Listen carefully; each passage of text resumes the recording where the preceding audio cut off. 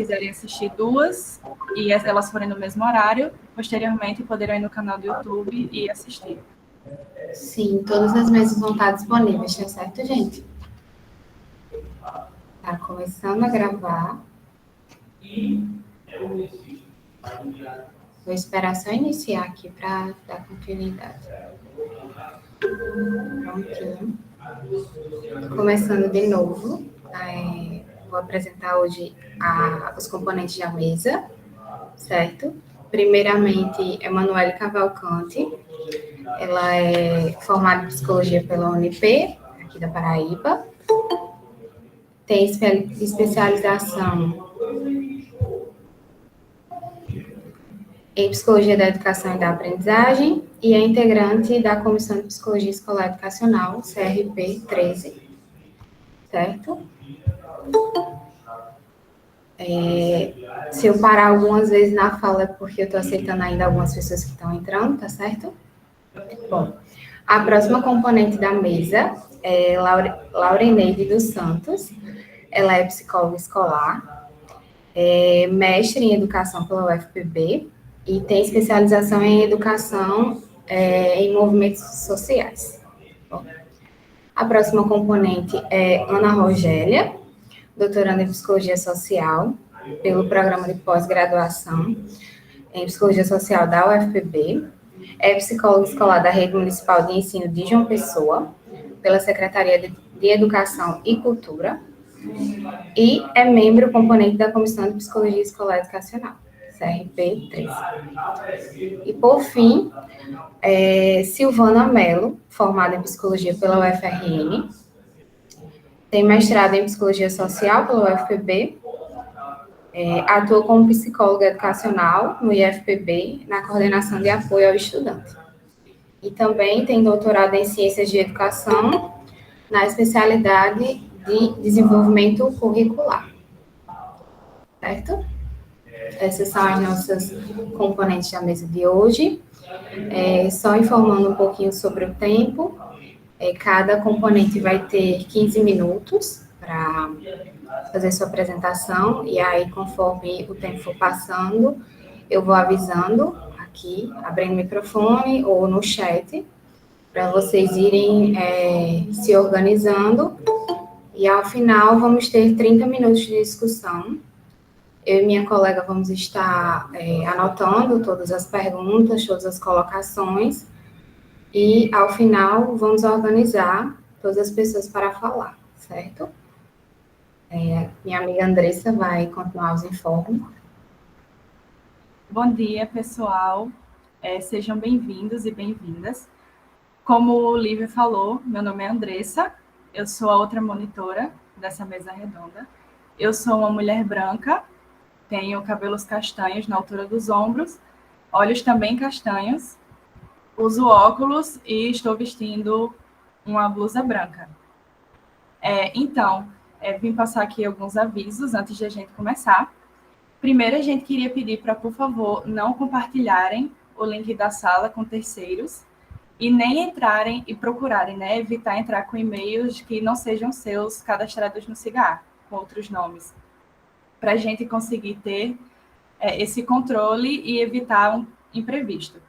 E aí, caso um imprevisto aconteça, de alguma invasão, a gente tem um protocolo de segurança que é o seguinte: caso aconteça algum imprevisto, a gente pede que se retirem da sala e fiquem atentos aos e-mails, porque um novo link vai ser gerado e enviado via Cigar. Também gostaríamos de informar que, após a fala das palestrantes, nós vamos disponibilizar um link de frequência no chat, e é importante que assinem, porque é o que vai garantir a certificação depois. Bom, também gostaríamos de dar, né, as boas-vindas a todos e a todas, que a gente tenha um evento produtivo, né? Então, agora eu vou passar a fala para a coordenadora da mesa, Ana Rogélia, e já vou... Na verdade, Ana Rogélia, você quer que eu já vá apresentando o primeiro, porque é de Emanuele, né? O primeiro slide. Eu já vou... Pode dar seguimento, Andressa. Pronto, certo. Eu vou ficar com o meu microfone desligado, certo? Para evitar algum tipo de barulho. Então, quando eu abrir, se alguém, por favor, puder me informar se está certinho, eu agradeço.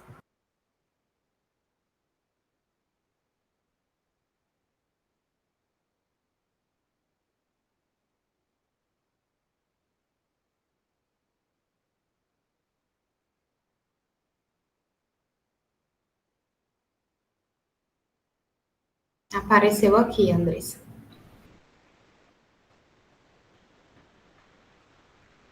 Já está tudo ok para todo mundo? Bem, eu sou a Emanuele, sou uma mulher branca, de cabelos castanhos e olhos castanhos.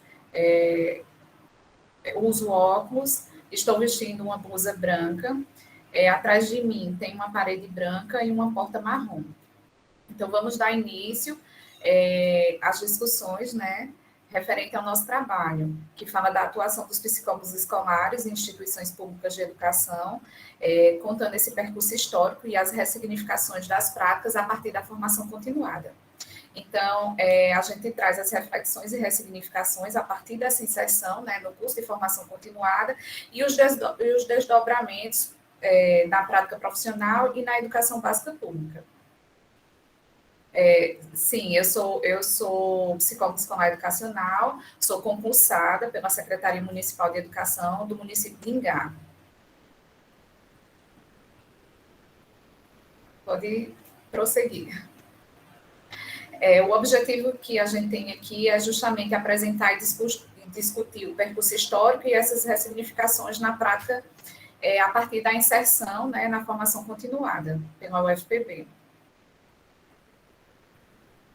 Então, eu trago aqui para vocês um pouco desse percurso histórico, né? Desde o ano de 2012, eu estou no serviço público, né, como concursada, e no ano de 2019, eu trago como um marco muito significante, foi quando eu participei do primeiro encontro, né, de psicólogos escolares na Paraíba, e foi onde eu conheci a formação continuada.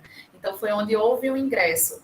E eu digo assim, que a partir desse momento, vocês podem ver, né, no meu percurso, que houve vários desdobramentos, inclusive a inserção na comissão de psicologia escolar, né, pelo CRP, além do interesse que, a partir das leituras, me permitiu o interesse pela pesquisa, inclusive apresentações de trabalhos em eventos.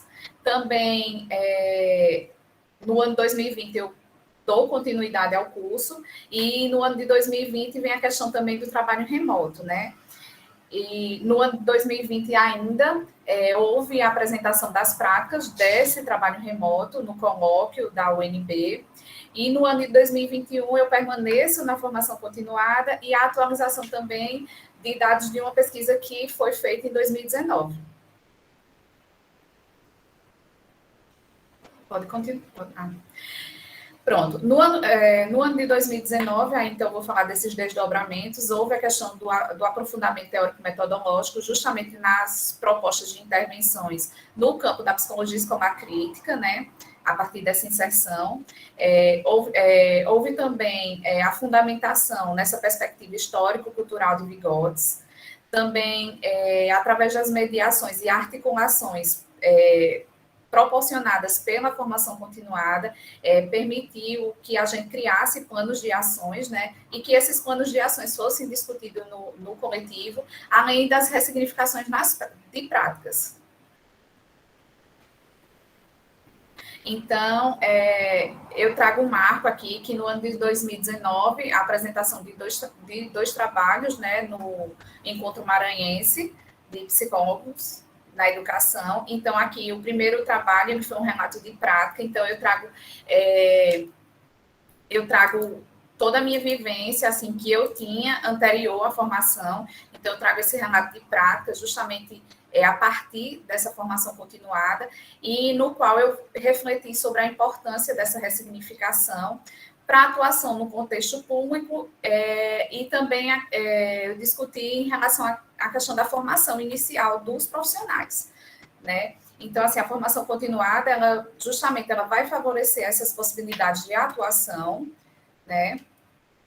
E aqui eu trouxe esse quadro, como eram as ações antes da formação continuada e posterior à formação continuada. Pode passar. E ainda a gente apresentou no congresso, no evento, esse estudo, que foi sobre o perfil sociodemográfico e as formas de inserção de psicólogos na educação, um estudo em municípios da Paraíba. Então, assim, a Paraíba ela é composta por 223 municípios. No ano de 2019, a gente percebia essa presença do profissional em 71 municípios, né? Vale salientar que esses dados foram retirados do SAGRES, que é um órgão público, né? É um site público no qual a gente pode verificar se há mais profissionais em mais municípios de forma ilegal, a gente não tem como dizer, porque aqui são dados oficiais, né? E a gente já contava com 264 profissionais em toda a Paraíba, sendo a maioria de vínculo efetivo e a maioria do gênero feminino. Em 2021, a gente fez uma atualização da pesquisa, a gente percebeu que aumentou o número de municípios com psicólogos escolares, né? Então, passou a ter 97 municípios. A quantidade de profissionais também aumentou. Houve também aumento na questão do vínculo efetivo, mas a gente percebe que foi maior na questão de contratados e a prevalência do gênero feminino. E como atualização também, a gente traz uma novidade que é em relação aos institutos federais da Paraíba, que tem 21 campi, e 9 campos, eles possuem psicólogos escolares, são todos concursados, somando um total de 14 profissionais, 4 deles atuam aqui na capital, em João Pessoa, e prevalece a questão do gênero feminino. Eu queria mostrar a vocês também que, assim, diante desses dados, foi possível perceber que em 9 municípios que tinham psicólogos escolares, hoje não os tem mais, né? E que 29 municípios que não tinham esse profissional, eles passaram a ter. Então, vem a questão da reflexão. O que será que aconteceu para esses 9 municípios eles não terem mais esse profissional? Será que foi questão de contenção de despesa em relação à pandemia? Mas aí vem a outra questão, porque municípios que não tinham, 29 municípios que não tinham, passaram a ter esse profissional, né? Então, e outra questão que eu levanto em relação a isso aí, é porque nessas cidades pequenas, interioranas, sempre a atuação ela se dá apenas com um profissional, né? Então, será que é na questão da itinerância? Será que é na questão da Secretaria de Educação? Ou será que eles trabalham numa instituição específica? Como é que está, né?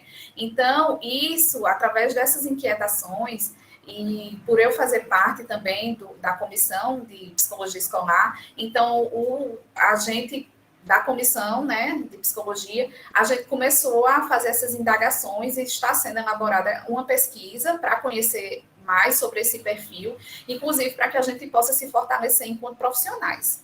E também outra questão que eu queria levantar em relação à Lei 13.935, né, que a gente sabe que já foi promulgado, já era para estar, né, com esses profissionais nesses locais e que atualmente a gente não conta em todas as cidades. Então, assim, eu percebo que a gente precisa se fortalecer enquanto classe, né?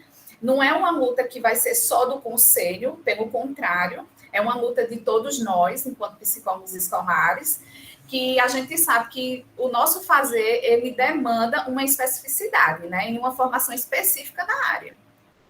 Então, eu queria deixar essas reflexões, pode continuar, meninas.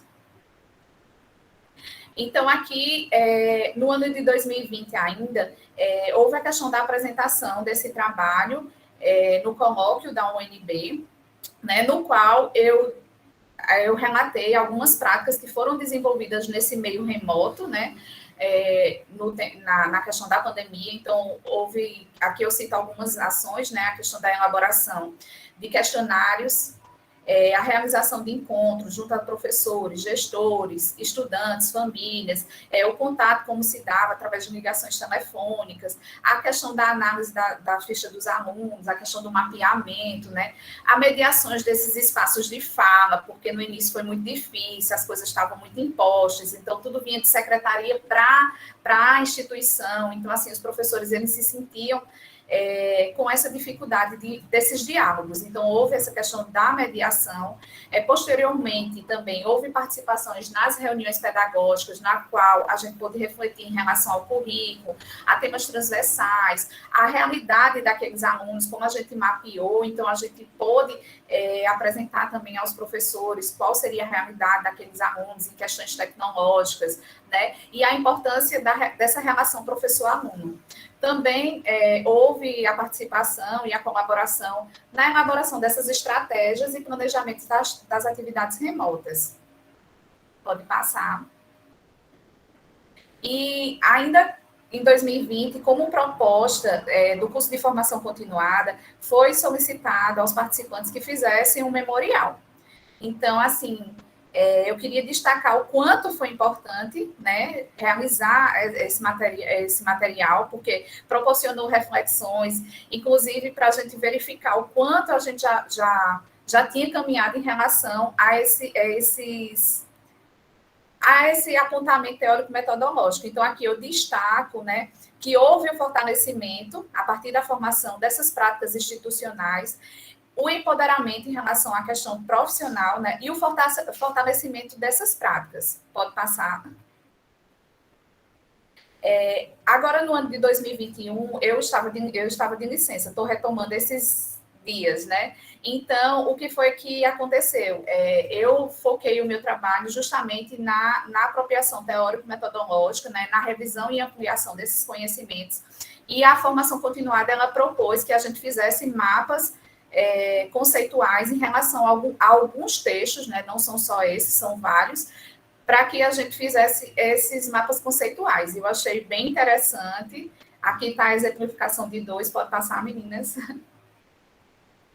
Aqui de outros 2, inclusive eu destaco esse da psicologia na escola e a pandemia buscando caminho, que fala justamente desse contexto pandêmico, que é da Raquel Guzzo, desse ano 2021. Pode passar. E como considerações finais, eu venho trazer justamente a questão da importância da formação continuada. Então, ela traz a questão da apropriação teórico-metodológica, técnicas e práticas acerca justamente desses processos de desenvolvimento e aprendizagem.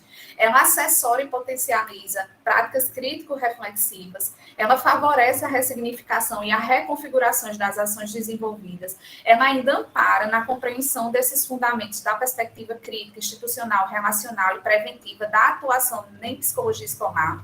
Ela impulsiona o profissional ao compromisso ético, político, além de contribuir para um olhar crítico, ampliado, baseado na cultura de sucesso, né? Ela ainda favorece práticas intencionais e sistematizadas que vão justamente mediar essa questão do desenvolvimento humano e auxiliar nos processos de ensino-aprendizagem, e ela ainda permite ao profissional que busque novos espaços de interlocuções. Pode passar. Então, aqui algumas referências que foram utilizadas. Pode passar. E eu queria deixar para vocês uma frase que eu achei bem interessante, de Fernando Mato Grosso.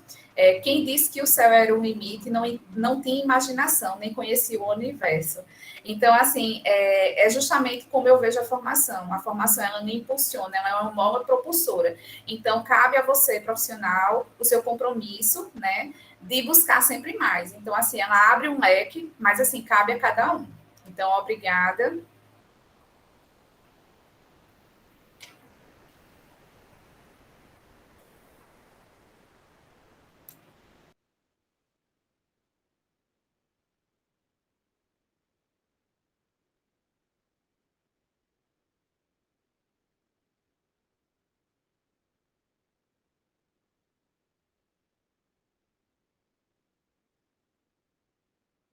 Seu áudio está desligado.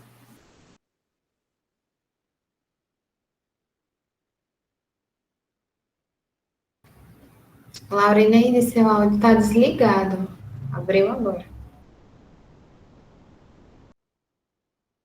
Ainda não está conseguindo, a gente ainda não está conseguindo te ouvir. Não, ainda não.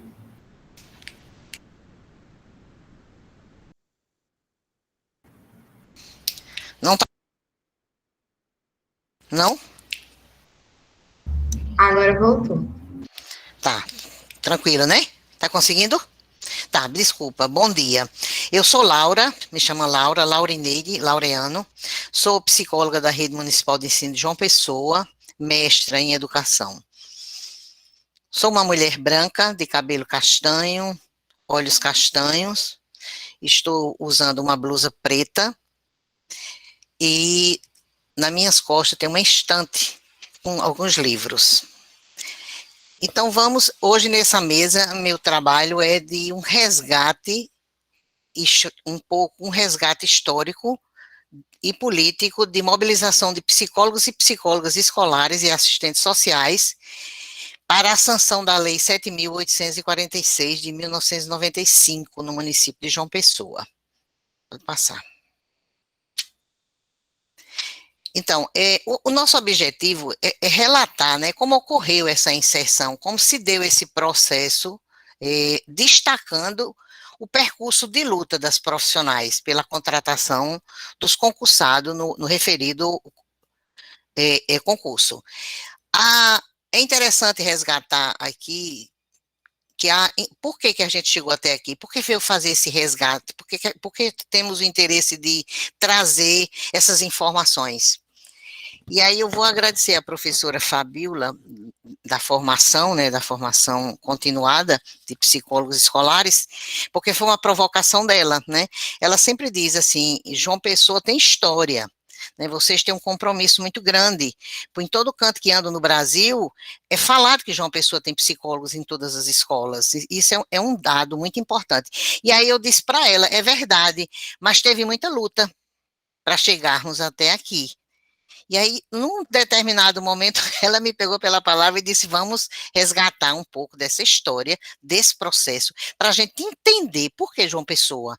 Em 1995, anterior à aprovação da última LDB, ela já tem psicólogo nas escolas. Pode passar. E o que é que aconteceu? Em 1993, esse concurso ele é bem interessante. Ele começa a sua movimentação em 92, e vai concluir com as contratações em 1996. Então, passam-se aí, basicamente, 5 anos, quase 6 anos. Mas em 1993, João Pessoa lançou um edital para concurso de psicólogos, assistentes sociais, supervisores escolares e orientadores educacionais. E foram oferecidas muitas vagas, né? E eu recordo que na área da psicologia foram 124 aprovados. As outras áreas eu não tenho exatamente esse dado, e não foi fácil resgatar os dados. Eu vou dizer que esses dados foram resgatados através de conversa com as colegas, e agora na pandemia isso também gerou uma certa dificuldade. Eu fui procurá-las através de áudio, telefonemas, e não consegui dados oficiais da prefeitura, procurei, não foi encontrado assim, pelo menos nesse momento, não tive acesso à documentação, foi mais através de relatos das próprias colegas que protagonizaram essa luta. Então, esse concurso acontece em 93, e no início quase do ano, quase no final de 93, foram contratados 10 profissionais de cada área, 10 assistentes sociais, 10 psicólogos, 10 orientadores e 10 supervisores. E encerra aí na contratação desses 10, né? Decorreu um ano à frente e nenhum outro profissional foi contratado. E aí o pessoal percebendo na época que não seriam contratados, né? Formaram uma comissão, foi a primeira comissão composta por psicólogos e assistentes sociais, e eu gostaria de destacar alguns nomes, porque não foram tantas pessoas assim. Na nossa área, como psicóloga, era Socorro Pimentel, ela é da rede, é psicóloga escolar da rede. Lúcia Fernandes também é da rede, é da Nazinha Barbosa. Solange Moura, né? Leônia, e outras assistentes sociais, quer dizer, Solange Moura e Lúcia são assistentes sociais, Socorro e Leônia, psicóloga. Eu também participei dessa luta, não tão intenso quanto as colegas, porque eu trabalhava numa ONG, no interior, mas a Socorro Pimentel me mantinha muito informada. Eu mesmo em Guarabira, eu vinha algumas vezes participar de algumas mobilizações. Esse processo eu acompanhei do início ao fim, mas as nossas colegas protagonizaram muito mais do que eu. Pode passar. Então, esse processo de mobilização, através dessa comissão, que eu acabei de falar, elas começaram a perceber que o prazo se esgotava e não havia mesmo contratação, e a primeira ação foi recorrer ao Ministério Público. E recorrendo ao Ministério Público, pediram prorrogação do prazo do concurso por igual período. O concurso tinha uma validade de 2 anos, pediram por mais de 2 anos.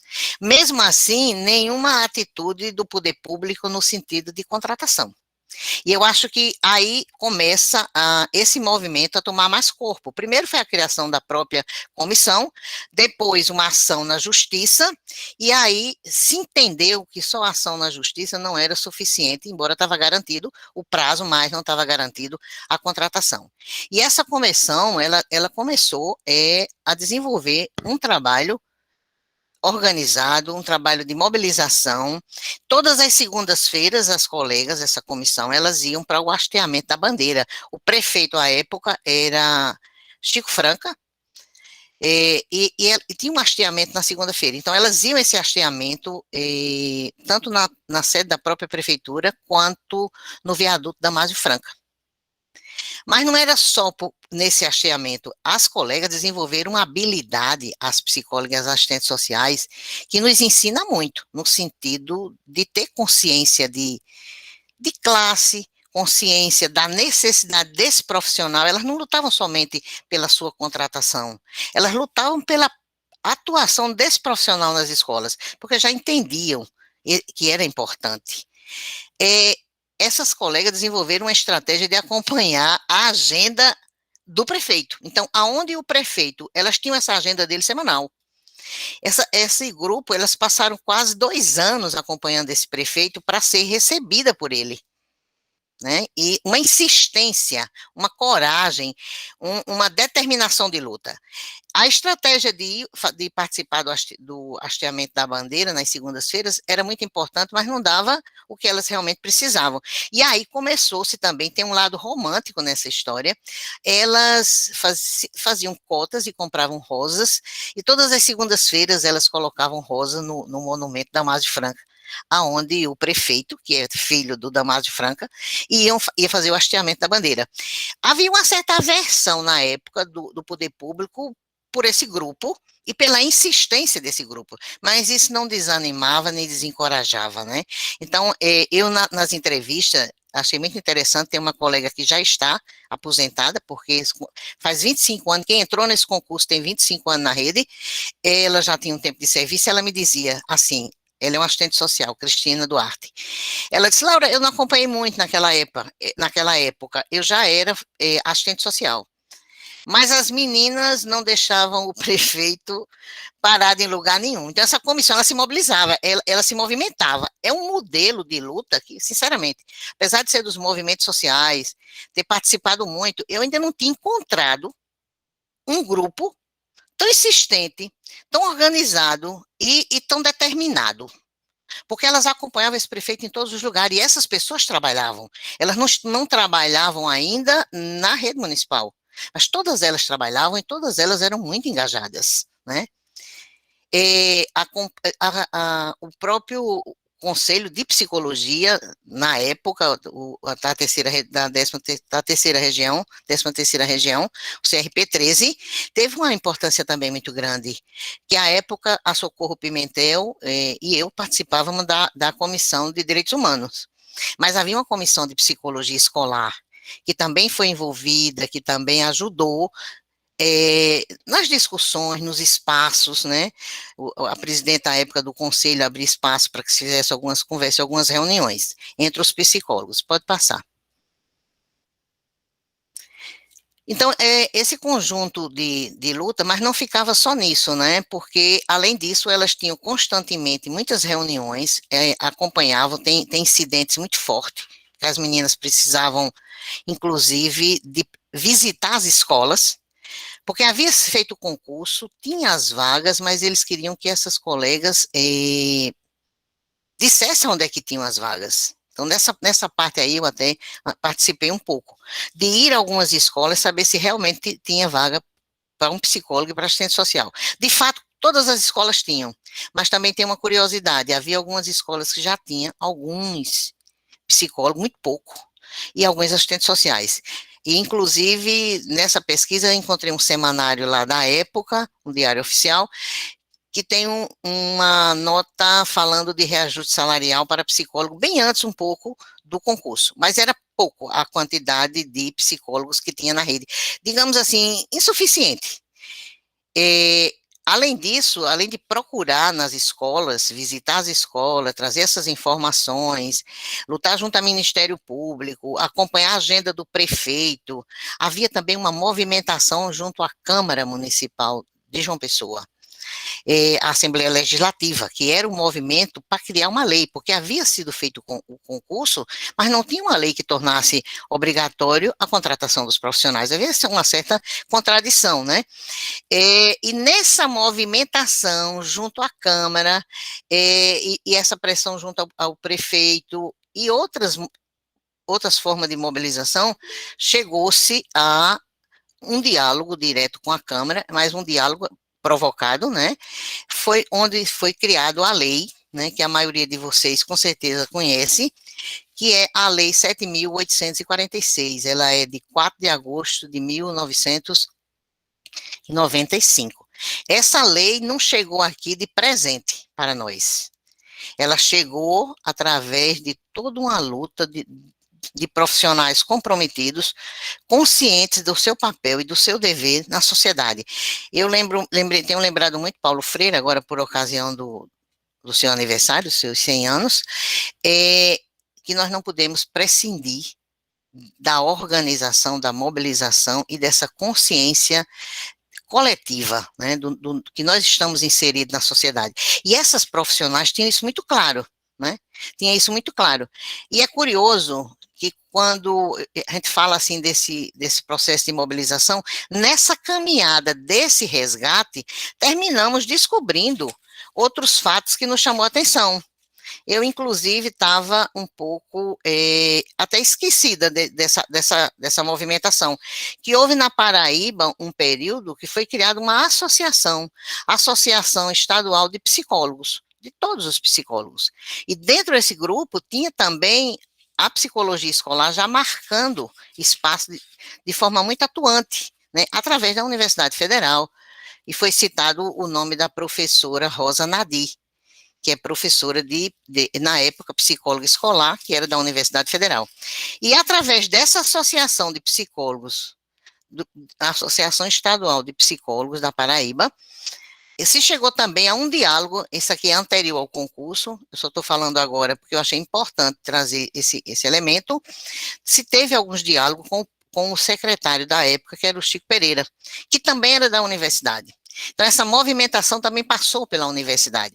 Há mais informações sobre a universidade, mas as colegas a quem eu cheguei a fazer entrevista, elas não tinham diretamente esses dados, mas foi dito, pela fala da maioria, que tinha uma movimentação da Universidade Federal, a universidade estava dentro desse processo, através de alguns cursos, eu acredito que à época, uma das colegas narra que houve uma especialização de psicologia escolar, mas eu não tenho maiores dados, foi uma coisa pontual, mas isso também foi muito importante nessa realização desse concurso. Então, antes desse concurso, que eu falei do concurso para cá, para chegar na lei, mas antes do concurso, havia toda uma movimentação já através de conselhos, através da própria universidade e através de outras colegas que estavam inseridas em outros movimentos sociais, pela participação do psicólogo na rede pública municipal de ensino.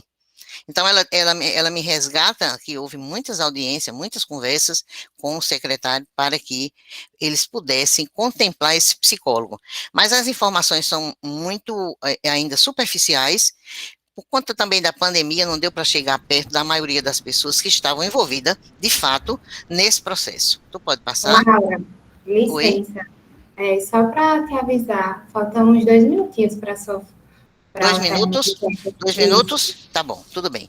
Então, encerrando nesses 2 minutos, eu vou aproveitar para dizer que que a movimentação da entrada do psicólogo, a gente tem essa lei aí de 2019, eu quero dizer que nessa época, anterior a 2006, muitas dessas psicólogas já lutavam pela inclusão do psicólogo na LDB.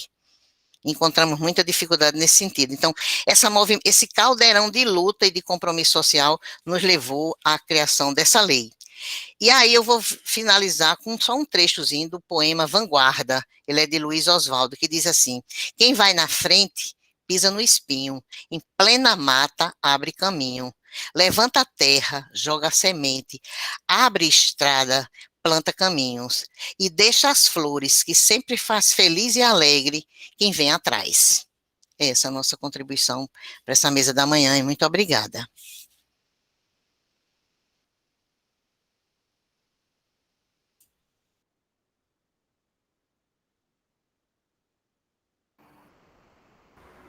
Maravilha, né?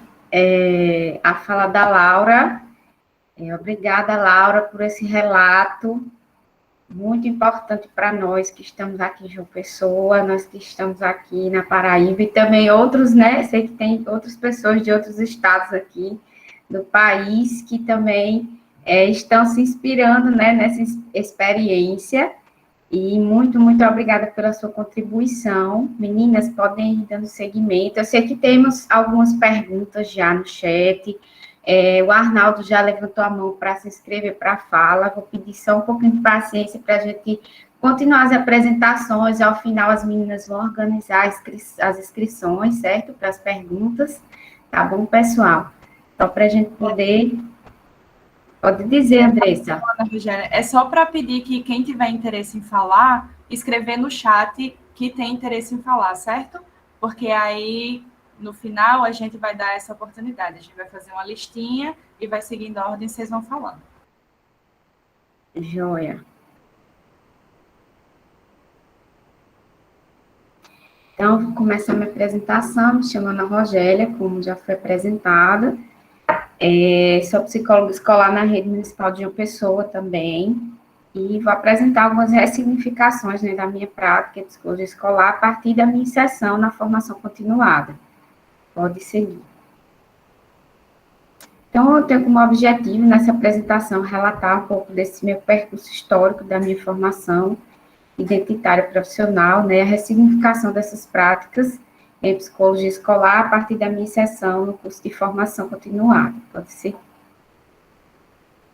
Então, para que vocês entendam um pouco, me inseri na rede municipal de ensino em 2015, por concurso público, e em 2016 eu ingressei na formação continuada, que é coordenada pela professora Fabíola, na UFPB, e a partir daí, né, até hoje eu estou participando dessa formação, e foi um diferencial na minha identidade profissional, né, porque a partir das leituras eu tive a vontade de realizar pesquisa na área, então eu ingressei no mestrado, concluí em 2020 o mestrado em Psicologia Social na UFPB, e em 2019 fui convidada para participar da Comissão de Psicologia Escolar do CRP 13, da Paraíba, e estou participando como componente nessa gestão, e comecei também a atuar de forma remota, né, como psicóloga escolar, a partir da pandemia.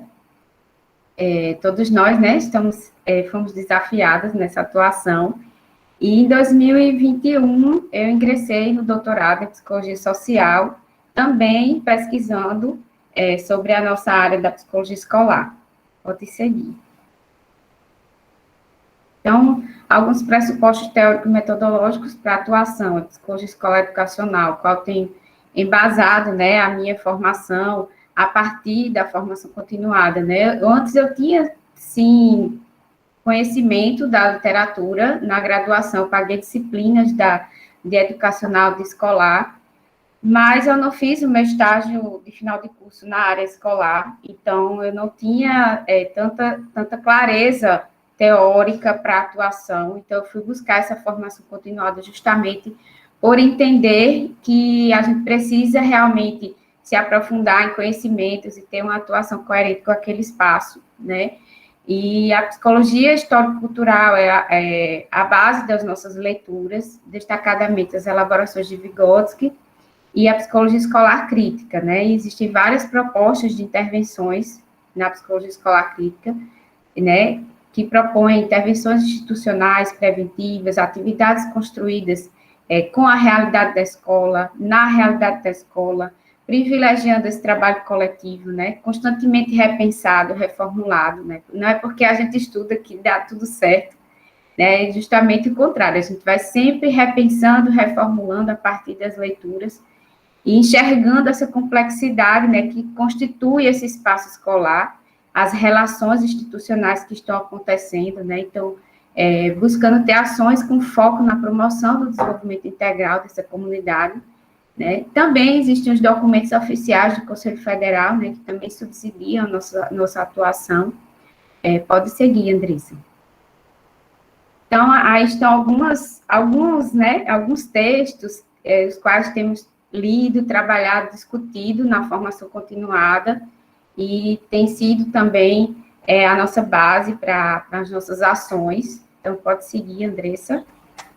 Mas existem muito mais, tá? Então, o impacto dessas leituras, né, mudaram muito a minha forma de estar na comunidade, de estar com a escola, né, dando planejamento das minhas ações. Então, eu comecei a ter maior clareza, né, dessa opção teórica, dessa opção metodológica que ia subsidiar a minha atuação. Então, isso me fez ampliar realmente mais a minha consciência, né, sobre o que é que eu iria realizar ali, né, quais eram as possibilidades, né, eu me desprender um pouco dessas faltas, né, daquilo que falta, daquilo que não dá certo, daquilo que não pode, né, daquilo que não é, mas e o que é? O que pode ser, não é? Então, eu passei a enxergar esse outro lado, e aí não desconsiderando, né, o contexto, as problemáticas, a realidade, não é essa a proposta, né, é justamente o contrário, mas que a gente trabalha com essa possibilidade de que pode melhorar, né, o que poderia melhorar na minha prática, o que poderia mudar, o que poderia deixar de ser feito. E aí eu fui me fortalecendo realmente como uma identidade profissional e até hoje, né, venho me desenvolvendo e tenho tentado manter essa atuação mais coerente com esse espaço escolar a partir dessas leituras. Pode seguir. Então, vou trazer para vocês, pontuar algumas ações que tenho realizado na minha prática. Então, a inserção e participação nos grupos de WhatsApp das turmas, principalmente nesse momento remoto, né? A elaboração do mapeamento institucional, que era algo que eu já fazia antes, e agora a gente fez as adaptações ao ensino remoto, agora ao ensino híbrido, né? Estamos nesse processo de transição para o ensino híbrido. Então, planejamento semanal. Então, eu não anotava as minhas pautas diárias de ações, então isso não sistematizava tanto o trabalho, né? Então, com essas pautas, isso ficou mais sistematizado, ficou mais organizado, né? De imprimir realmente a minha forma de trabalhar naquele espaço. A minha participação nas reuniões da instituição, né, nas diversas reuniões, com a gestão, com os especialistas, com os professores no planejamento pedagógico, né, nos conselhos de classe, nas reuniões promovidas pela SEDEC, e aí refletindo sempre, né, problematizando sempre qual era o papel da psicologia ali, o que é que eu, como psicóloga escolar, poderia estar contribuindo naquele espaço, né? Então, elaborar também instrumentos que subsidiassem, assim, ampliar a minha compreensão desse contexto escolar. Pode seguir, Andressa. Construir materiais digitais para contribuir nesse funcionamento mais eficaz da escola virtual. A realização da busca ativa, que foi uma proposta da Secretaria da Educação, e que a gente, através de contatos telefônicos, íamos atrás dos alunos, né, que porventura tenham perdido o vínculo com a escola. acompanhamento do processo de ensino-aprendizagem junto a professores, estudantes e famílias, assessoria ao trabalho coletivo nesses espaços de reuniões institucionais, também escuta psicológica, né, das vozes institucionais, é um instrumento extremamente importante do psicólogo escolar nesse espaço, e articulação com a rede de serviços de garantia de direitos, né, tanto municipal como estadual e federal. Pode seguir. Eu vou apresentar brevemente alguns exemplos de ações, por exemplo, a elaboração de materiais digitais, né, que consiste nisso, né. O objetivo era sempre facilitar a comunicação entre a comunidade escolar por meios virtuais. Então, eu fazia os lembretes das reuniões pedagógicas, a gente sistematizava como funcionava, como estava sendo o funcionamento dessa escola, os contatos dos professores para os alunos, muitas vezes eles não sabiam a quem recorrer, comunicados para as famílias, com as famílias. Pode seguir, Andressa. Outra ação que eu realizei também auxiliar uma docente, né, ela na comunicação com os estudantes para participar de uma aula remota pelo aplicativo Google Meet, né, ela não sabia como fazer isso, como explicar aos alunos, e aí a gente, ela veio me procurar e a gente foi conversando, né, eu disse, o que é que você pensa? E ela foi dizendo, trocando ideias, e eu fiz um tutorial em imagens, ela gostou muito, ela foi dando as opiniões dela, e a gente postou esse material no grupo. Posteriormente, eu fiz um material em vídeo, eu não pude trazer aqui devido ao tempo, mas também tinha um material em vídeo com a minha voz explicando esse tutorial, porque entendemos que nem todos sabiam ler ainda, por se tratar de uma turma de 4º ano, os pais muitas vezes não têm ainda, né, não sabem ler, então a gente pensou nisso também. E também isso foi utilizado por outra docente em um momento posterior. Então, pude estreitar os laços com algumas professoras nesse sentido. Pode passar, Andressa. Então, aí está o exemplo de alguns, desse tutorial em imagem, né? O vídeo eu não pude trazer, pode seguir. E também outro exemplo de ação foi a ação do Maio Laranja, né? Fiz uma ação sistemática de uma semana de postagens sobre a campanha nacional de combate ao abuso e exploração sexual de crianças e adolescentes, né, por entender que essas ações são temas pertinentes, né, ao desenvolvimento desses estudantes e à garantia de proteção e prevenção a violências, né, um dos nossos papéis, né, a escola tem esse papel protetivo, pelo menos deveria ter, e eu tinha realmente planejado fazer essas postagens, e aí uma professora me procurou perguntando minha opinião sobre o vídeo que ela queria passar. E eu aproveitei nessa conversa e levei para o grupão, né? Eu perguntei a ela, o que é que você acha de a gente levar para o grupo dos professores para a gente discutir? E aí foi uma surpresa, porque muitos professores já estavam com vários vídeos para postar, e eu fui conversando com eles, né? O que é que vocês acham de fazer uma semana e contemplando os vídeos de vocês, né? Durante essa semana. Então, também privilegiei a contribuição desses professores e pude também me aproximar deles. Postei uma cartilha, né, voltada para professores, que foi feita pelo movimento Eu Me Protejo Brasil. Esse movimento tem perfil no Instagram, e eles gostaram muito, né, voltado para conhecimento do corpo humano, saber sobre consentimento, tudo isso que é necessário nesse tema, né, de proteção a violências. Então, fizemos essa uma semana de postagens, pode passar, Andressa. E aí eu trouxe aí para vocês algumas imagens, fiz alguns prints, pode seguir. Pode seguir. Aí alguns eram voltados mais para a educação infantil, outros para ensino fundamental 2, aí vocês veem. Abuso sexual, exploração sexual, algumas coisas não dava para realmente passar para todos os públicos, então a gente fazia essa organização, né? Pode seguir. Pode seguir. Então, o feedback dessa ação foi muito positivo, né? As duas professoras vieram falar comigo, em particular, elogiaram muito, gostaram muito do material. E as professoras comentavam com os estudantes nos grupos, né? Eu fazia essa postagem no contraturno, para não atrapalhar o desenvolvimento das aulas, e elas iam remetendo ao vídeo, remetendo ao que tinha sido postado, pedindo a opinião deles, para que eles falassem. Então, foi muito bacana isso. Uma outra professora passou a repostar aquilo que eu postava no perfil do WhatsApp, né, profissional, ela começou a postar também, Quando eu vi, né, achei muito bacana isso. Então, também, a partir disso, recebemos um caso, né, de abuso sexual de uma criança da escola e podemos dar esse encaminhamento, né? Felizmente, essa criança hoje está sendo acompanada por um serviço específico relacionado a isso e fiquei muito feliz que conseguimos, né, fazer essa articulação em rede acontecer. Pode seguir. Então, essa parceria com os docentes é um modelo de atuação muito potente, né, ao nosso fazer, e isso só se dá pela relação, né, essa relação cotidiana, essa vivência cotidiana, e que está pautada nas potencialidades desse contexto, desses sujeitos, né, e isso só pode ser feito de uma forma conjunta. A gente só pode fazer algo dentro da escola se a gente tiver parcerias, e sempre vislumbrando a transformação dessas relações dentro da escola. Pode seguir. Então, como considerações finais, trago aqui que os desdobramentos da inserção na formação continuada propiciaram realmente essa construção de uma identidade profissional mais coerente com esse espaço, né?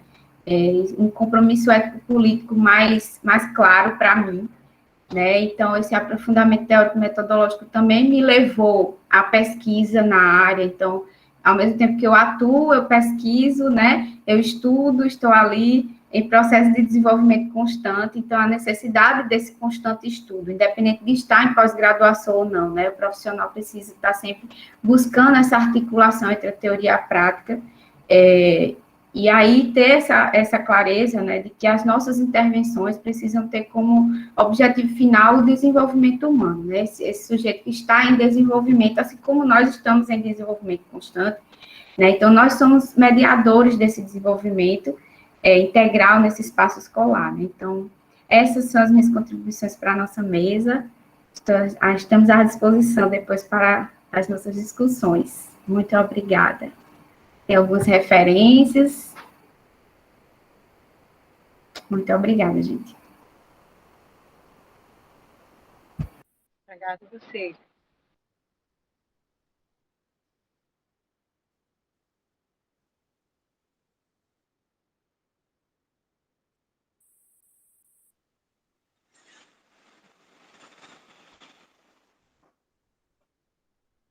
Posso começar, Ana? Tá.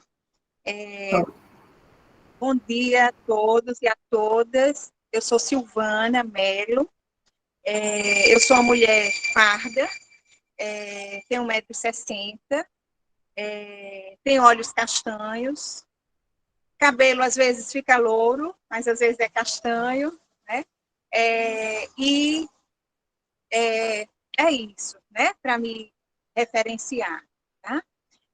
Eu vou estar aqui compartilhando com vocês, né, a tessitura da atuação da psicologia educacional no instituição de educação profissional, né, da Paraíba, né, numa perspectiva relacional, a partir dos processos formativos, né?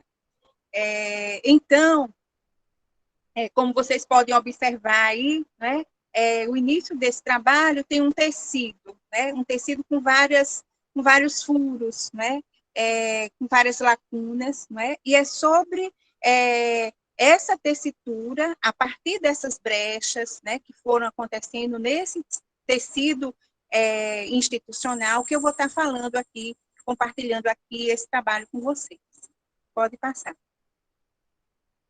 Então, em relação ao meu percurso formativo, eu formei em 83 pela UFRN, eu fiz estágio em psicologia educacional na época, não é? Posteriormente, eu fiz uma especialização em educação também pela UFRN, né? E mestrado em psicologia social pela Federal da Paraíba, e posteriormente o doutorado em educação, nomeadamente em desenvolvimento curricular, né? E faço parte, né, de uma formação continuada para psicólogos escolares, né, coordenada pela professora Fabíola, já desde 2018, né? Então, o conjunto dessas formações formais, né, elas foram contribuindo, né, para que eu pudesse aqui estar falando para vocês sobre essa tessitura desse trabalho em psicologia educacional, né?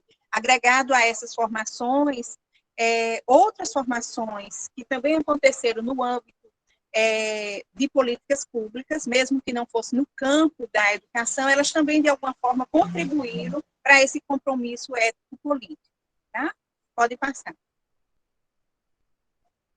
Então, qual é o meu lugar de fala?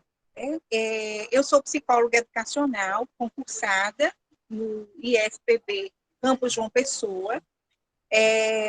Nessa instituição, eu estive anteriormente por 3 anos como psicóloga, como professora substituta, né? Mas efetivamente eu estou como psicóloga escolar desde 2010, né?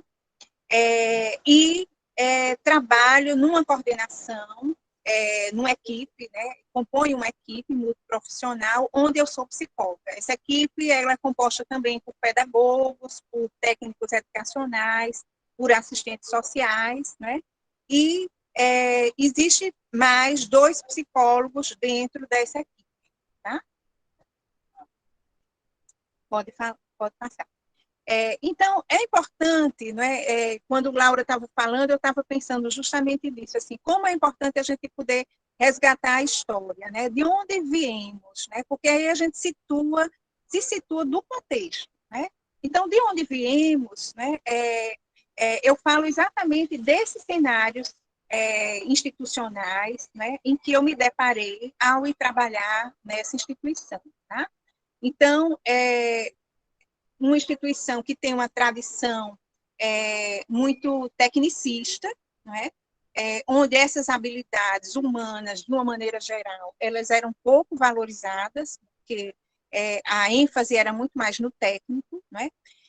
Havia uma predominância de concepções mais mecanicistas em relação à questão da aprendizagem, né? Os estudantes e professores eles eram entendidos dentro de um apartamento, uma não consideração da relação pedagógica em si, né? A concepção de desenvolvimento e aprendizagem ancorada numa perspectiva mais comportamentalista, não é? E a ideia prevalecente, inclusive assim, percebida no próprio arranjo institucional, era de espaços diferenciados, né, para tratar professor, para tratar estudante, para acompanhar professor, acompanhar estudante, tratar, que eu digo nesse sentido, de acompanhar, né, e a ideia prevalecente de que os aspectos emocionais estariam apartados também da relação pedagógica, como se a questão pedagógica não tivesse nada a ver com a questão emocional, né, as questões da subjetividade. Pode passar. Então, essa atuação clássica, né, ela ainda persiste, não é? Quer dizer, apesar dos furos, apesar das brechas, não é? A instituição não é homogênea, não é? Então, ao mesmo tempo que a instituição vai se colocando em mudança, em processo de mudança, mas é possível perceber ainda essas concepções, elas coexistem no contexto institucional, né? Onde há uma tentativa de isolamento desse estudante, das situações problemas, nós ainda somos muito convocados, né, a fazer um trabalho clínico, né, a perspectiva muito prevalecente por muito tempo, e que agora ela tem um outro enfoque, de que, assim, o psicólogo estaria ali para atender as situações mais emergenciais, né, e essa atuação clássica, como eu falei anteriormente, ela ficou muito refletida no próprio desenho institucional, né? Setores inicialmente específicos para discutir as questões do professor e setores específicos para discutir a questão do estudante. Pode passar. Então, os desafios, desde sempre, eles disseram respeito a tentar ir construindo ocupando esses espaços, né, abrindo brechas, né, em que se pudesse ampliar esse diálogo não é? E esse processo formativo pudesse implicar também o professor, né? E o professor também se sentisse copartícipe desse processo formativo, né? A dificuldade inicial era muito em relação a se ter horários, se ter espaços para pensar a prática pedagógica, para discussões, né? E, como eu falei anteriormente, havia essa cisão muito grande entre os que trabalhavam com professores e os que trabalhavam com estudantes. Pode passar. Então, inicialmente, esses cenários revelaram um tecido institucional muito denso, né, com concepções muito distantes, que nos desafiaram a encontrar essas brechas para criar novas tecelagens, né? Então, nesse processo, a participação nesses processos formativos, elas tiveram, particularmente nessa formação, que eu falei que faço parte, né, da formação continuada em psicologia educacional, ela, né, se constituiu num espaço extremamente importante, né, para se, em discutindo isso, conjuntamente com outros colegas da rede, né, outros colegas psicólogos, mesmo atuando em outros espaços, nós pudéssemos compreender, né, qual era a identidade, de fato, do psicólogo educacional, e não só compreender, né, porque compreender até se compreendia, mas se fortalecer, não é, para se entender os ritos, o processo, né, os recuos, os avanços, né, que, né, pode ir adiante. Então, das inquietações iniciais, a ressignificação do fazer da psicologia educacional, quando eu estava preparando esse material, o que me ocorreu foi justamente a música Sampa, de Caetano, que vocês devem conhecer, e que eu vou ler brevemente uns fragmentos, porque fala muito do sentimento, né, ao estar nessa instituição, num primeiro momento. Alguma coisa acontece no meu coração. É que quando eu cheguei por aqui, eu nada entendi da dura poesia concreta de tuas esquinas. Quando eu te encarei frente a frente, eu não vi o meu rosto. Chamei de mau gosto que vi de mau gosto, mau gosto. É que a mente apavora o que ainda não é mesmo veio. Vou parar por aqui, tá? Mas aí fala do estranhamento, né, desse papel do psicólogo educacional, num primeiro momento, num contexto em que você não se acha e que você não vê ainda, não consegue visualizar que caminho seguir, né? Por onde seguir para ir fazendo furos, né, fazendo rasgos nesse tecido institucional. Pode passar. Mas o empoderamento, por intermédio de processos formativos, eles foram permitindo sair desse lugar de inquietações, desse lugar de faltas, né, de estar colado na falta, né, e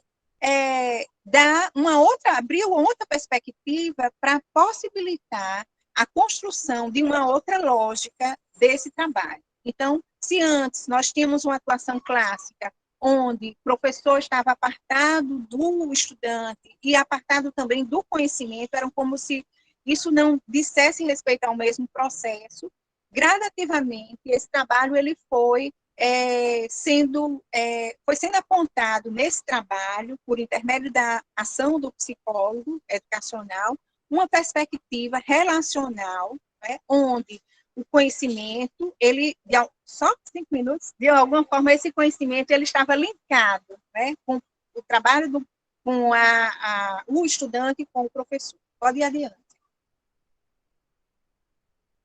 Então, o que é que ancorou a mudança de perspectiva da atuação da psicologia educacional para uma lógica relacional? Pode passar. Pode passar. Eu queria elencar aí, anteriormente, o slide anterior. O compromisso ético-político, a ampliação de uma compreensão teórico-metodológica por intermédio de estudo de leituras do campo, a construção de norteadores acerca de questões fundantes sobre o papel das políticas públicas, o lugar da escola, o lugar do ensinar e aprender, a integralidade do sujeito, a dialogicidade entre o singular e o coletivo nesse processo educativo, Um outro ponto de ancoragem foi o compartilhamento de experiências no grupo de pares das práticas realizadas por profissionais da psicologia educacional escolar, no contexto de escolas públicas, vivenciadas, como eu já citei aí, na formação continuada.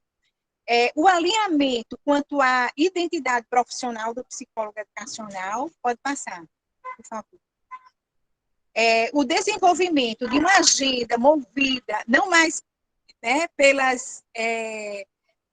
pelos os chamamentos para apagar incêndio, mas movido pelas demandas identificadas pela psicologia educacional sobre uma ótica relacional, proposituras mais dialógicas e interdisciplinares entre os setores, na própria equipe e na gestão, uma escuta das vozes institucionais, de modo sincronizado dos diversos setores, dos diversos segmentos, a construção de parcerias, que foi, assim, fundamental, né? Eu não tenho a escola toda, mas o que é que eu tenho? Com quem eu posso contar? A ancoragem nos documentos existentes relativos à política de assistência estudantil, e a instituição tem documentos que são avançados, né? Como também o ECA, né? Documentos que já existem, mas que vão nos respaldando, a visibilidade do trabalho da psicologia educacional, a construção de parcerias com coordenações de cursos, professores, docentes, estudantes e familiares, por intermédio da escuta dessas vozes institucionais, e a construção de projetos e aposta no processo. Então, a construção de projetos onde se tinha um início, meio e fim, onde se tinha um fio condutor, para que pudéssemos saber onde queríamos chegar, né? E a crença no processo que estamos ali para promover, né, essa permanência simbólica do estudante, para que essa travessia dele pela escola seja uma travessia de sucesso. Pode passar. Pronto. Aqui é tudo isso que eu já falei, a política pública de educação como um guarda-chuva, não é?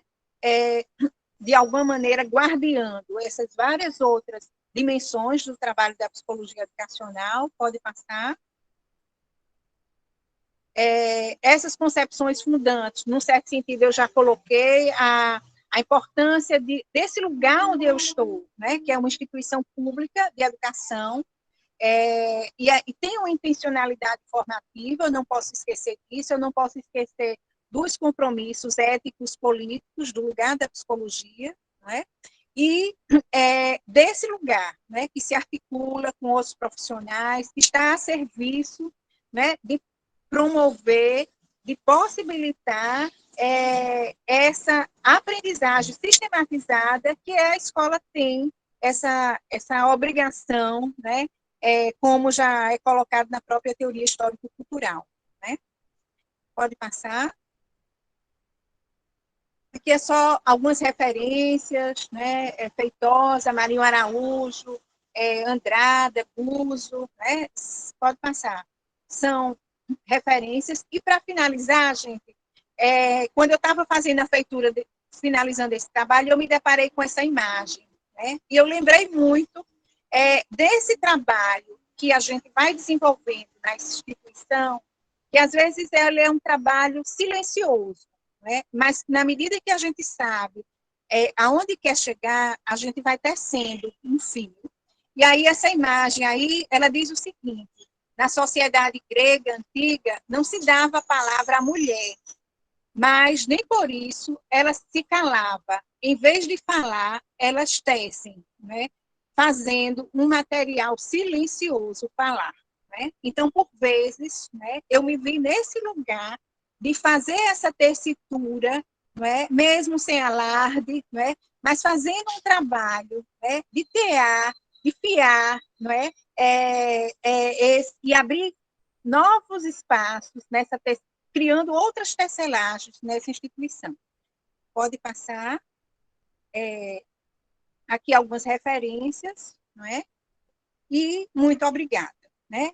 Eu ainda tenho, acho que, uns 2 minutinhos. Eu queria só dizer que, assim, nesse contexto todo, né, o trabalho do psicólogo educacional, mesmo não tendo unanimidade em relação a demais colegas, porque nem todos comungam desta mesma perspectiva, mas ele pôde, de alguma forma, ficar mais visualizado, no sentido de ser um profissional que tem uma contribuição a dar, que sabe o que fazer, e principalmente nesse momento pandêmico, né, e que a instituição se viu tão desafiada. Então, poder dar uma direção ao que fazer, né, nesse contexto, a partir das vozes institucionais, foi um diferencial, né, e foi um trabalho que foi se aprofundando, né, e que serviu de um fortalecimento, né, para as parcerias, né, para o conjunto, né, dos vários segmentos que compõem a instituição.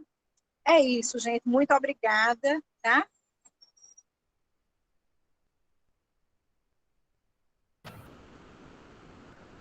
Muito importante sua fala, Silvana. Muito obrigada. Muito obrigada a todos os componentes da mesa. Foram ótimas apresentações. Aqui no chat tem vários comentários elogiando cada uma apresentação conforme foram apresentadas. Eu selecionei algumas perguntas e alguns comentários que foram sendo colocados aqui no chat e eu vou começar a falar alguns comentários. Lívia, querida, com licença, desculpe lhe interromper. Vamos pedir aos colegas psicólogos, né, os presentes, para abrir suas câmeras, não é? Porque estamos, né, é tão bom que a gente possa se ver na medida do possível, né? Porque a gente está num momento, assim, já de tanto isolamento, né? E seria muito bom que a gente pudesse, as pessoas pudessem se ver, né? Ouvir a voz e ver de quem é aquela voz. É tão bom esse espaço de diálogo, né? Como fazer diálogo sem se ver ou sem, né? Eu acho que é importante isso, né? As nossas colegas psicólogas vieram aqui, né? Apresentar, né? Se colocaram aqui à disposição para falar sobre as suas experiências, sobre as suas vivências, sobre as suas reflexões. Acho que agora é um momento, né? Eu estou vendo Silvana, né? Todo esforço, né? Para apresentar o seu trabalho tão bem, né? Eu acho que ela está até no celular, então, assim, acho que quem está em casa, na frente de uma tela, né, vamos fazer essa gentileza, não é, uns com os outros, né, porque e tanta poesia, né, tanta música, tanta coisa positiva, então vamos fazer essa gentileza, né, uns com os outros, né, e dar espaço para as pessoas se expressarem. Era só isso que eu queria dizer e fico muito agradecida por quem acolheu o meu pedido, né? Eu posso pelo menos falar antes de vocês começarem, é bem rapidinho, se é que eu consigo ser rápido. Professora, falar. Rapidinho, antes da senhora falar, perdão pela interrupção, eu só queria falar que a lista de frequência já está no chat, certo? Então, se puderem já ir assinando para facilitar na hora do certificado, eu agradeço. Então, eu queria dizer que eu estou, assim, realmente encantada e muito emocionada, não é, com todo esse processo histórico narrado por Laura, né, quanta luta, não é?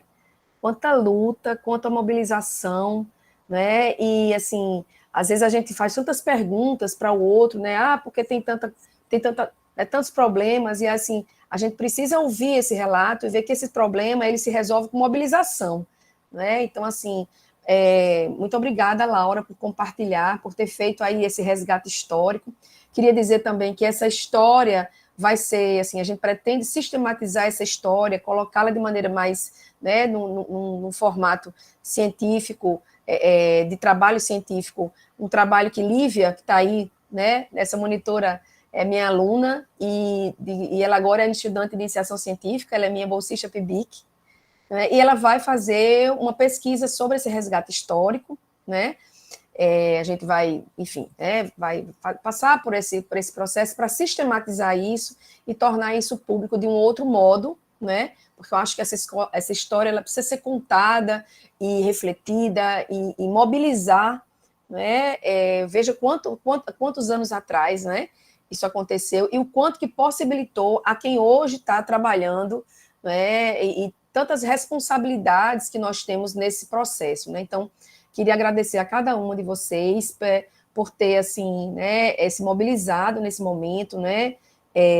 a Emanuele que trouxe aí já há alguns anos, me inquietou com uma pergunta na formação, eu falei assim, então vamos lá, pesquisa, faça essa pesquisa, né? Então ela colocou isso muito bem, né? Todas as pessoas que me inquietam, eu mobilizo também, eu provoco também, então assim, a provocação de Laura, imagine se eu não tivesse provocado Laura, se ela não tivesse dado falado um pouquinho sobre isso na formação e eu tivesse puxado ela para cá hoje, né? Então assim, falar com alguém que esteve nesse processo é muito importante. Eu estou muito emocionada, assim, meu coração chega a estar meio...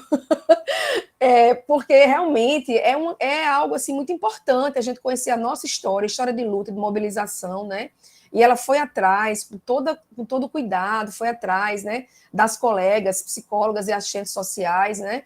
E como a gente conseguiu isso na década de 90, né? Eu comecei o curso de psicologia em 92, essas mulheres já estavam na luta, né?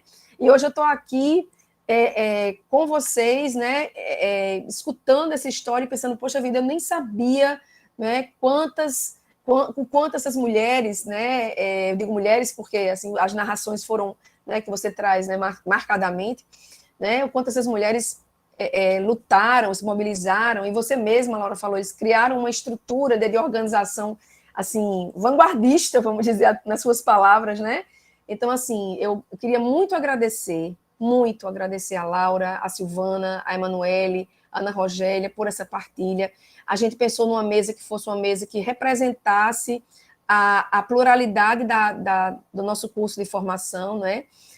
Mesmo sendo um curso direcionado para psicólogas do município, né? Silvana vem trazendo esse olhar do Instituto Federal, que é tão rico para a nossa experiência e que nos mobiliza também. Então, muito obrigada, Silvana, pela sua partilha, não é? Todas vocês utilizaram, né, a estética, né? Estão exercitando aí esse olhar estético. Então, que a gente também busca estudar, se aprofundar, né? A gente sabe pelo curso da formação que não é só colocar uma imagem, colocar uma letra, colocar um poema, tem que ter todo um aprofundamento, uma articulação teórico-metodológica. Então, assim, muito obrigada. Eu só tenho a agradecer por vocês, a vocês e por vocês, por que não dizer, por vocês nessa caminhada comigo e a vocês por essa partilha. Muito obrigada mesmo. Essa mesa assim, me contemplou muito, eu estava esperando muito por essa mesa. Obrigado, Ana, pela coordenação dessa mesa, minha querida doutoranda, né, que eu não deixei ela sair de perto de mim, né, e eu sempre digo aos meus alunos, só sai de perto de mim quem quiser, né? Então é isso, eu vou ficar calada agora e vou dar espaço aí para os outros colegas. Um grande abraço.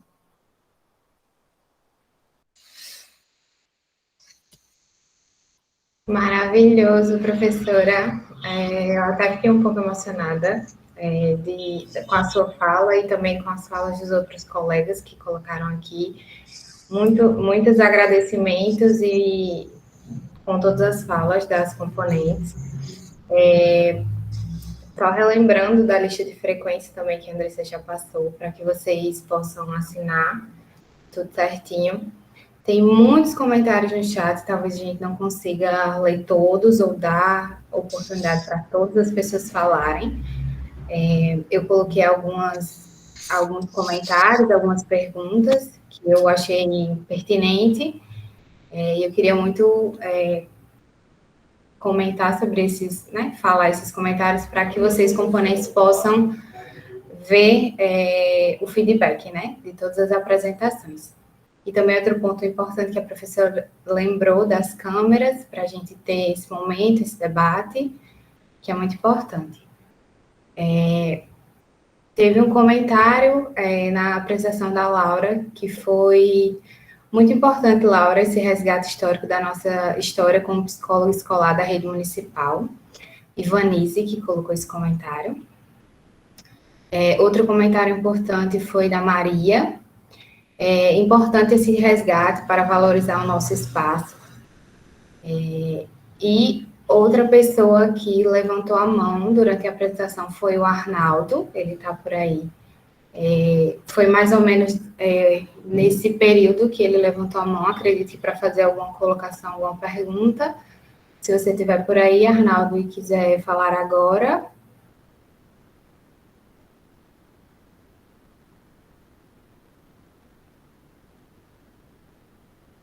Vou ver aqui na lista para ver se ele está por aqui.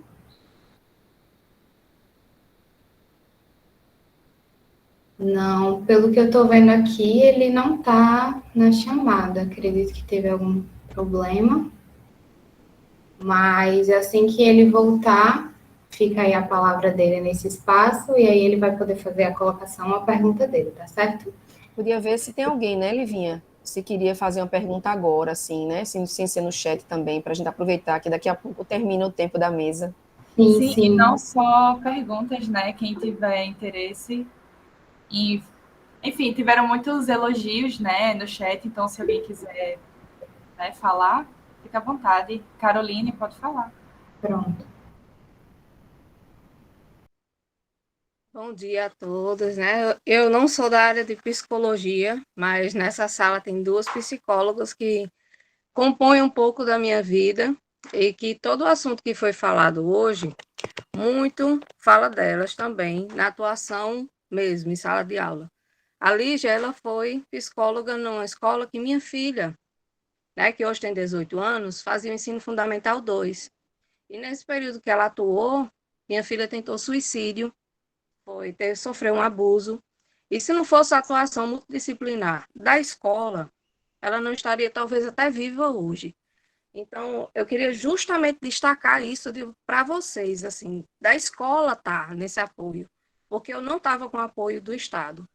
Minha filha estava sem uma psicologia correta, né, da forma presencial de terapia, e nesse momento a Lígia abraçou, né, também a causa junto com a pedagoga, junto com tudo isso. Então, essa atuação de vocês é muito importante, né? Não só em todos os âmbitos, né? Como falou a fala até de Ana Rogélia, né?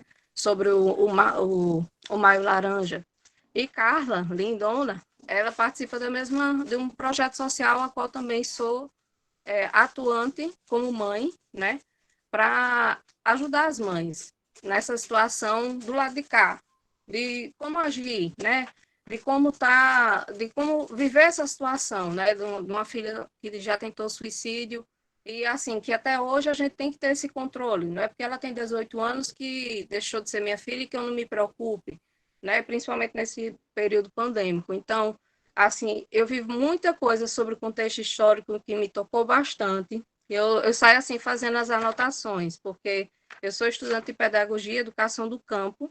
Provavelmente eu vou fazer meu TCC na educação especial, que justamente foi coisas que minha filha também passou.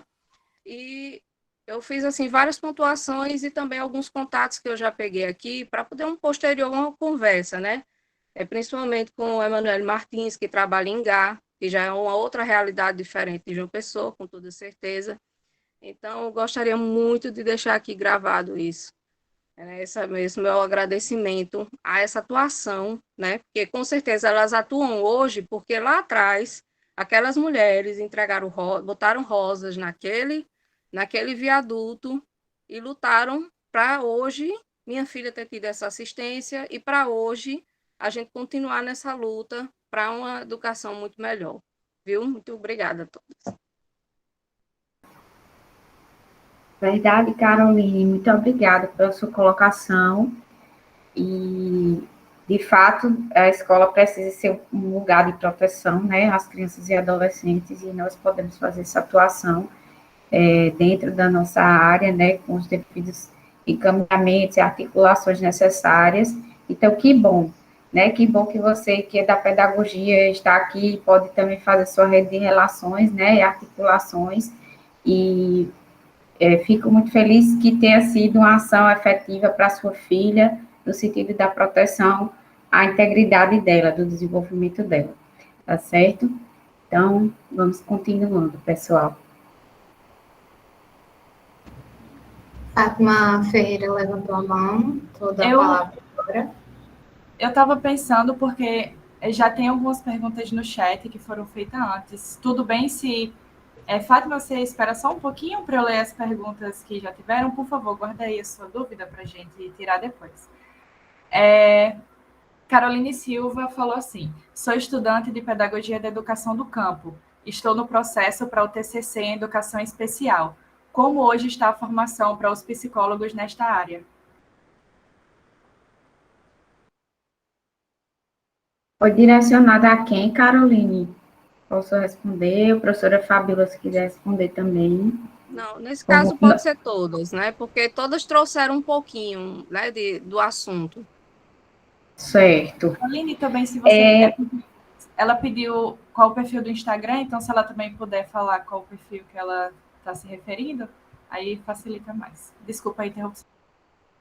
Qual o perfil que você se refere, Caroline? Foi o do trabalho relacionado aos vídeos, de Ana Rogélia. É Ana Rogélia, né? Pronto. Sim, é um movimento chamado Eu Me Protejo Brasil. Eles têm um Instagram voltado para essa temática, né? Então, eles têm materiais elaborados exatamente para professores, né? Voltados para professores, para trabalharem não só essa questão diretamente, mas questões que são paralelamente interligadas, como conhecimento do corpo humano, falar com as crianças sobre consentimento de uma forma adequada à idade dessas crianças, não é? Então, os vídeos, como eu tinha falado, eu privilegiei também a contribuição dos professores. Então, eu recebi desses professores esses vídeos e, claro, né, fomos ver antes, fazer toda uma análise, ver o que era coerente passar para educação infantil, para Fundamental 1, para Fundamental 2, não é? Então, os vídeos, eu não sei exatamente a fonte, porque foram os professores que me enviaram. Mas existe esse Instagram, existe também o Instagram do 18 de maio, se eu não me engano, né? Então, também no Instagram você pode dar uma procurada, você vai encontrar materiais bem bacanas lá, certo? Em relação à formação, eu posso falar um pouco da minha formação em psicologia, né, na UFPB. Eu fui da primeira turma do novo PPP de psicologia, e foi uma das primeiras turmas, não é, Fabíola, que pagou disciplinas obrigatórias de psicologia escolar, educacional, e eu, assim, tive uma boa formação, posso dizer isso, na área escolar, realmente, com disciplinas obrigatórias, não só as optativas, não é? E já existiu estágio também na área, no campo da psicologia escolar, né? Então, minha formação da graduação na UFPB foi a primeira turma, mas já, com certeza, o PPP foi reformulado, né? Hoje está, com certeza, bem melhor a formação dos meninos. A professora Fabrício tem feito esse trabalho muito bem, né? Eu acompanho algumas vezes alguns alunos e estamos, às vezes, participando em algumas aulas. Então, assim, ela tem tentado trazer bastante a diversidade, né, a amplitude que tem o campo da psicologia escolar no Brasil, né, como é que deve ser essa atuação, né, então, na federal tem sido bem satisfatório, é a minha opinião, certo, Carolina? Sei o que as meninas têm para dizer.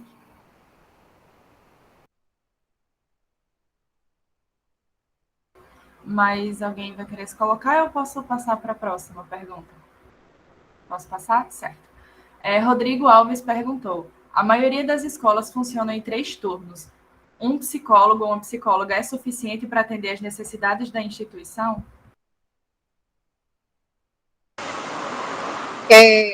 Posso falar em relação a essa pergunta? Tá. Olha Com só, certeza.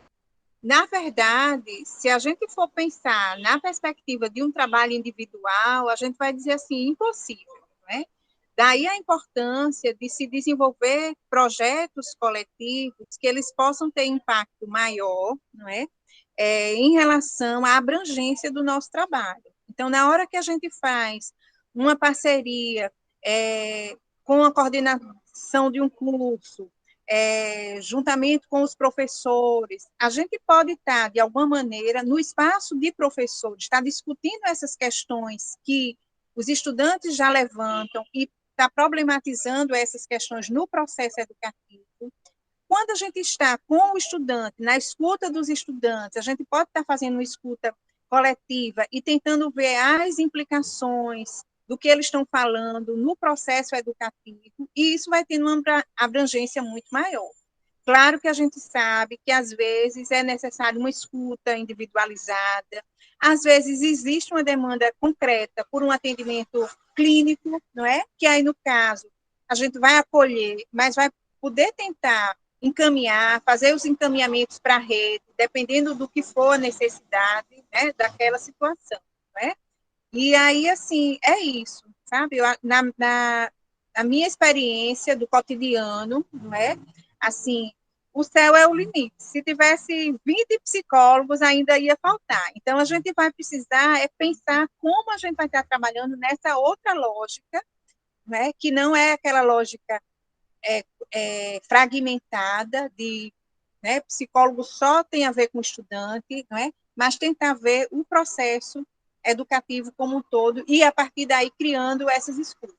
Agora mesmo, na pandemia, nós fizemos escutas coletivas. Há várias turmas de um determinado curso, depois tínhamos reunião com os professores, fazíamos escuta também dos familiares, não é? E aí isso vai dando elementos para que isso possa ter impacto também no processo de gestão, né, em relação ao que todos nós queremos, que é a permanência e o êxito desse estudante na escola, né? É isso. Espero ter contribuído com a resposta. Muito obrigada, Silvana. Laura, respondendo essa ainda? O comentário é sobre essa pergunta mesmo.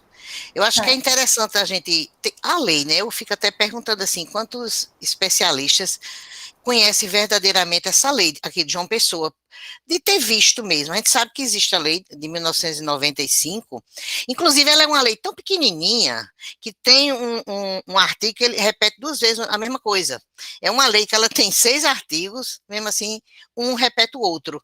Mas lá na lei, ela diz o seguinte: o Poder Executivo publicará anualmente no órgão oficial do município a relação dos técnicos em educação para cada unidade de ensino.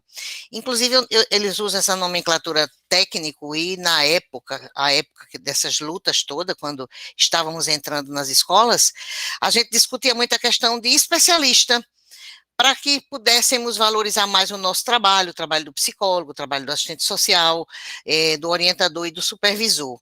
Mas se esse artigo aqui ele fosse realmente cumprido, seria mais fácil da gente entender essa pergunta que a pessoa coloca aí. Anualmente a gente saberia, né, a relação de todas as escolas, pelo menos no âmbito do município de João Pessoa, e quantos profissionais, aí não só do psicólogo, mas da equipe, tem por escola. Eu acho que isso é muito importante.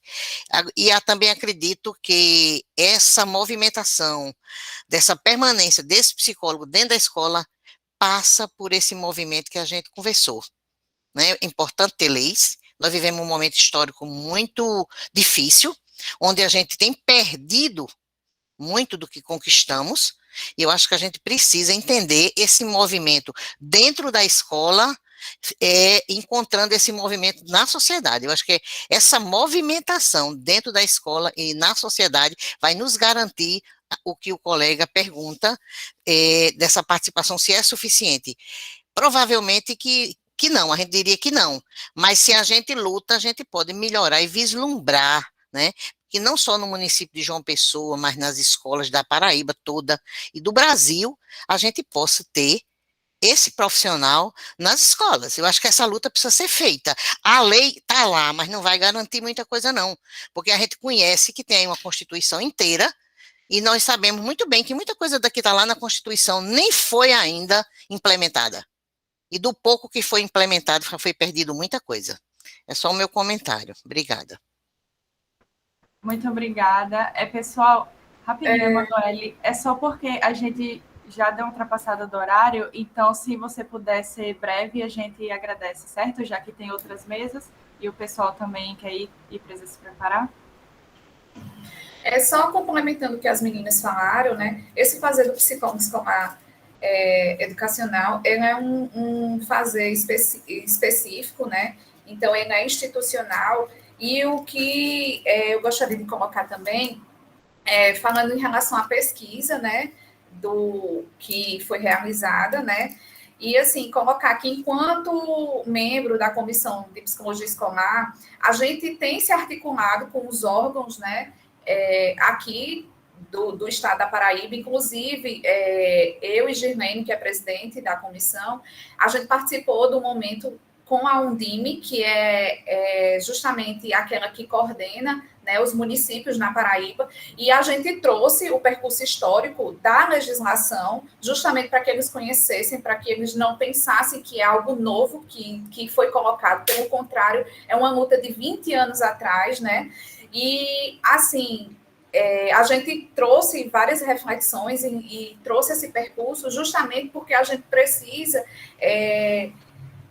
pontuar a questão do profissional de psicologia escolar, que é uma luta que não é de agora, entendeu? Tem todo um percurso, tem todo um aparato, né?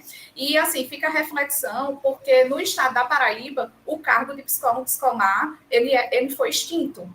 Então, assim, no estado a gente tem profissionais aí com mais de 20 anos de atuação, que foram, né, efetivados, mas que hoje em dia não existe esse profissional no âmbito estadual. Apesar da nossa pesquisa ter sido apenas no âmbito municipal, mas a gente também se deparou com esses dados, né? Então, eu falo para vocês que, enquanto a formação ela impulsiona o profissional, né, a buscar novos espaços de interlocuções, né, como eu coloquei nas minhas considerações, e que essa pesquisa que o CRP está desenvolvendo e ele está buscando, ela vai falar não só do âmbito público, mas também do âmbito privado. Então, logo ela será lançada, e, assim, eu acho importante que nós, da classe, a gente precisa nos dar as mãos, a gente precisa pegar essas rosas, né, e lutar todos juntos.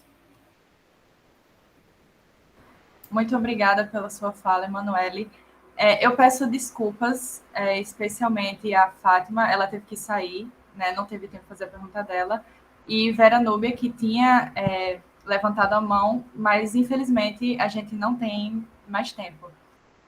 Se Ana Rogélia, eu sei que tinha no final do slide, mas se puder, mais uma vez, colocar no chat o seu e-mail, eu agradeço, porque a Anunciata fez uma pergunta que era direcionada a você, e aí ela pode mandar um e-mail, certo? Ela pediu que você detalhasse como faz o acompanhamento do processo de aprendizagem e desenvolvimento dos estudantes de forma remota. E aí, então, eu vou colocar. Pronto, se você Eu vou puder... colocar aqui o e-mail para quem tiver a dúvida, e eu também tenho o contato da Anunciata, a gente pode ir conversando. Só agradecer a todos e a todas a presença e as contribuições, as partilhas, né? Então, nossa intenção foi trazer esse percurso histórico e articular também com as nossas experiências a partir da inserção na formação continuada, entender que tudo isso tem um processo histórico, né, por trás, tem um porquê, e aí, por isso, também a gente nos fortalecer para o hoje, né, para continuarmos, né? Eu sei que tem muitas colegas aqui da rede e de outros estados também, então isso é muito importante para a gente se fortalecer com psicólogos escolares, né, no nosso país. Tá bom, gente? Só agradecer a vocês. Tenham um bom dia e bom evento a todos e todas. Obrigada, pessoal, todos os componentes, Ana, Laureneide, Silvana, Emanuele. Bom evento. Pede para vocês, por favor, mandarem e-mail de vocês no chat, caso alguém tenha alguma dúvida mais específica que queira mandar a vocês. Ok. Obrigada, Ana. Ana Rogélia, meu anjo. E obrigada a todas e todos. Obrigada, meninas. Obrigada, pessoal. Obrigada a vocês. Foi perfeito, maravilhoso. Tchau, tchau. Tchau, pessoal. Tchau. Todo mundo.